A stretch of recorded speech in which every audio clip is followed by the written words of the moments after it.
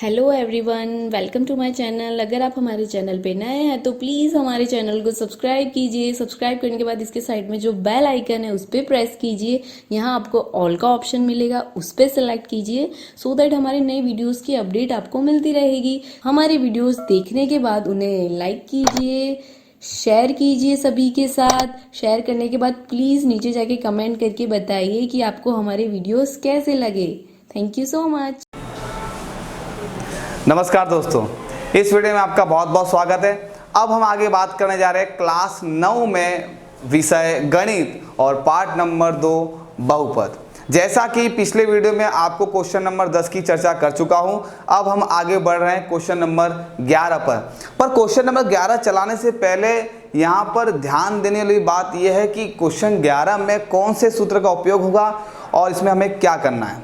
तो सबसे पहले आप देखें यहाँ पर, तो क्वेश्चन 11 से पहले ध्यान दे लिखा हुआ है कि a की घात 3 प्लस b की घात 3 प्लस c की घात 3 माइनस 3abc बराबर कोष्टक में a plus b plus c कोष्टक बंद, नया कोष्टक a square plus b square plus c square minus ab minus bc और माइनस ca कोष्टक बंद।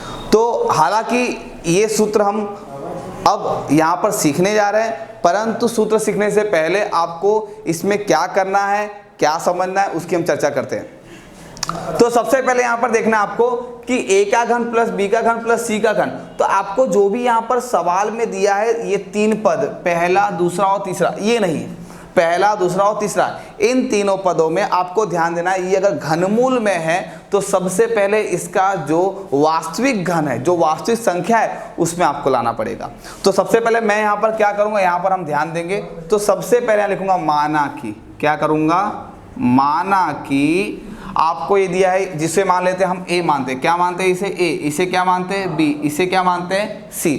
तो मैं यहाँ पर a b c मान रहा हूँ, ठीक है। ये आपको मात्र समझने के लिए, तो समझते हैं यहाँ पर a बराबर 27x की घात 3, ठीक है। मैं इसे क्या कर रहा हूँ, घनमूल में रख रहा हूँ, घनमूल में रख रहा हूँ 27x की घात 3।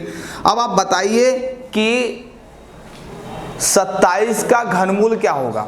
1 का घन होता है 1, 2 का घन होता है 8, 3 का घन होता है 27, यानी 27 का जो घनमूल होगा वो कितना होगा, 3। और x की घात 3 है, इसका घनमूल क्या होगा। अगर ये 3 से ऐसे काट दो तो ओनली फॉर क्या बचेगा आपके पास, x बचेगा। परंतु मैं इसको यहाँ पे ऐसे ही रहने दे रहा हूँ, आपकी समझ के लिए है, आप इसे अच्छे से कर सकते हैं। तो यहाँ पर a की वैल्यू कितनी होगी आपके पास, 3x। चलिए ठीक उसी प्रकार से b बराबर, तो b बराबर आपको दिया है y का घन, ठीक है। इसे भी मैं क्या कर रहा हूँ, घनमूल में रख रहा हूँ, तो y का घन, और ये इससे कट जाएगा, क्या बचेगा आपके पास, ओनली फॉर y।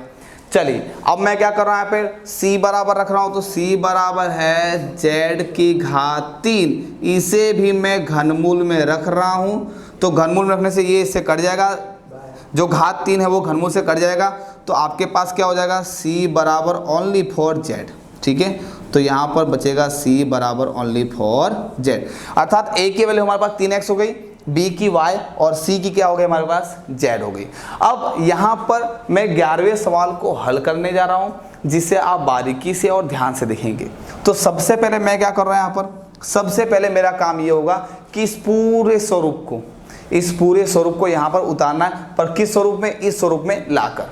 तो देखते हैं यहाँ पर सबसे पहले a की घात 3, a कितनी दी आपको, 3x, 3x की घात 3, क्लियर है। चलो प्लस, फिर b की घात 3, अच्छा b की वैल्यू क्या है, y की घात 3, चलो प्लस, फिर आपको क्या बोला है, c की घात, तो c की वैल्यू कितनी आपको दी, देख लीजिए यहाँ पर z दिया है, ओके, z की घात 3 माइनस, फिर क्या बोला है 3abc, ओके। तो 3 ऐसा का ऐसा, a की वैल्यू है आपके पास 3x, b की वैल्यू कितनी आपके पास है, देख सकते हैं y है, चलो y रख दिया। अच्छा c की वैल्यू कितनी आपके पास, देख सकते हैं z है, तो मैंने यहाँ पर z रख दिया, ओके। यहाँ तक तो हमारा क्लियर हो गया। अब क्या कर रहा हूँ, इसके बाद ये मैंने ये स्वरूप को यहाँ पर प्रस्तुत कर दिया, अब बराबर ऐसा लगाऊंगा और उसके बाद इस जो पैटर्न को इसमें कन्वर्ट करूँगा, ध्यान देंगे। कोष्टक में a प्लस बी प्लस सी, तो कोष्टक में a मतलब 3x, b मतलब y और c मतलब z। चलो यहाँ पर मैं कोष्टक छोटा नहीं लूँगा, बड़ा कोष्टक लूँगा, क्योंकि यहाँ पर मुझे स्क्वायर करना है। तो आप देखेंगे यहाँ पर मैं इसको बड़े कोष्टक में रख रहा हूँ। अच्छा, a का वर्ग बोला है तो a की वैल्यू कितनी हमारे पास है, तो 3x है, 3x का होल स्क्वायर प्लस, चलो b का वर्ग बोला है, अब b की वैल्यू हमारे पास कितनी है, y है, चलो y का होल स्क्वायर। अब बताइए c की वैल्यू क्या हमारे पास है, c की वैल्यू हमारे पास क्या है, z का स्क्वायर। ओके, चलो माइनस a इंटू बी। अच्छा, a इंटू बी जो है मैं यहाँ पर ले रहा हूँ थोड़ा नीचे, ठीक है, जिससे आपको सरलता समझ में आ सके। अच्छा, a और b, तो a की वैल्यू कितनी है, 3x है, और b की वैल्यू कितनी है, ओनली 4y है। चलो अब बताओ bc की वैल्यू, तो b की वैल्यू कितनी है, y है, और c की वैल्यू क्या है, z है। ओके, आगे फिर माइनस का माइनस। अब बताइए c और a की वैल्यू, c की वैल्यू कितनी है, z है। अच्छा, a की वैल्यू कितनी है, तो 3x है, 3x लिख दिया, और बड़ा कोष्टक। क्लियर है यहाँ से लेके यहाँ तक। अब आगे हम चलते हैं। तो सबसे पहले आगे चलने से पहले आपको बताना पड़ेगा आप ये लाए कहाँ से, तो लाए हम ध्यान दे में से। कहाँ से लेकर आए, ध्यान दे जो हमारा सूत्र है उसमें से लाए। तो आपको यहाँ पर बताना पड़ेगा, चूंकि आप कहाँ से लेके आए, तो बताना पड़ेगा a का घन प्लस b का घन प्लस c का घन, आपको ऐसा दर्शाना पड़ेगा। फिर माइनस 3abc बराबर a plus b plus c, नया कोष्टक a square plus b square plus c square minus a b minus b c और माइनस सी ए, ऐसा आपको दर्शाना पड़ेगा। वरना क्या होगा, पेपर सेटर जो होगा, जो पेपर चेक करेगा, वो पूछेगा या फिर समझेगा कहाँ से आया, तो आपको ये दर्शाना अनिवार्य है। अब मैं आगे इसको हल करने जा रहा हूँ, ठीक है। 3x plus y plus Z ऐसा कैसा, इसमें कोई परिवर्तन नहीं है। चलो ये ऐसा कैसा, क्योंकि ना तो ये वर्ग में दिया है ना तो घन में दिया है। अब मैं यहाँ पर छोटा कोष्टक लूँगा, क्यों, क्योंकि बड़े कोष्टक में क्या है, अब बड़ा कोष्टक क्यों नहीं ले रहा हूँ, तो उसके पीछे रीजन है, क्योंकि अब मैं यहाँ पर छोटे कोष्टक को हल करने जा रहा हूँ, तो छोटा कोष्टक हल होने की वजह से बड़े कोष्टक को हम निकाल देंगे। तो 3 का वर्ग हो गया 9, x का वर्ग ऐसा का ऐसा, चलो प्लस y का वर्ग ऐसा का ऐसा, z का वर्ग ऐसा का ऐसा, ठीक है। अब यहाँ पर 3 है, माइनस का तो माइनस है, 3xy और कुछ नहीं है, तो बचा 3xy।